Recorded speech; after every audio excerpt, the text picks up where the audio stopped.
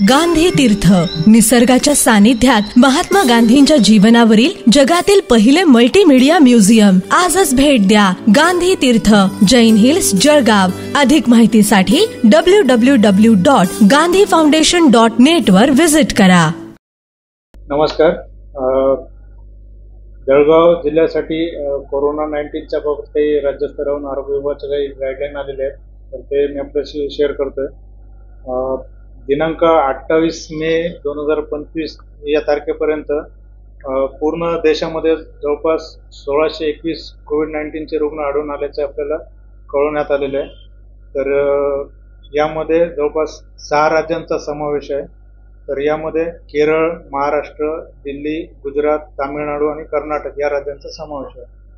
तर यामध्ये त्या 1621 केसेसपैकी महाराष्ट्रातल्या जवळपास 506 केसेस आहेत आणि त्या बहुतांश केसेस मुंबई आणि त्या भागातल्या आहेत. त्यामुळे राज्यावरून आपल्याला खबरदारीच्या पूर्ण सूचना प्राप्त आहेत.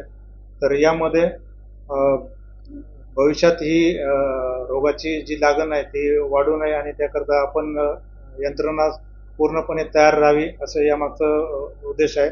तर याकरता रुग्णालयाची पूर्ण तयारी घेण्याकरता एक आमचा सूचना मिळालेल्या आहेत आणि तसं VC द्वारे पण सूचना दिलेल्या आहेत.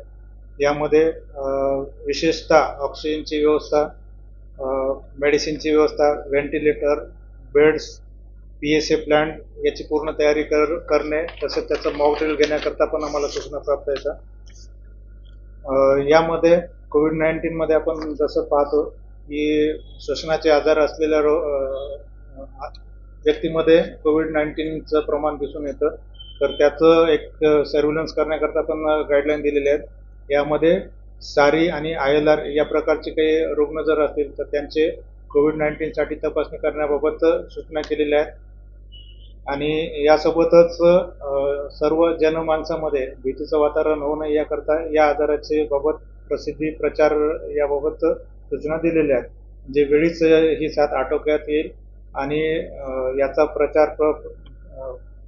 प्रसार होणार नाही याकरता आरोग्य विभाग आणि सर्वसामान्य माणसांनी काय खबरदारी घ्यावी, स्वच्छ हात धुणे, श्वसनाचे काही आजार असतील तर त्या संदर्भात वैयक्तिक स्वच्छता, अशा निरनिराळ्या पद्धतीने ते IEC प्रसिद्धीसाठी सूचना आलेल्या आहेत.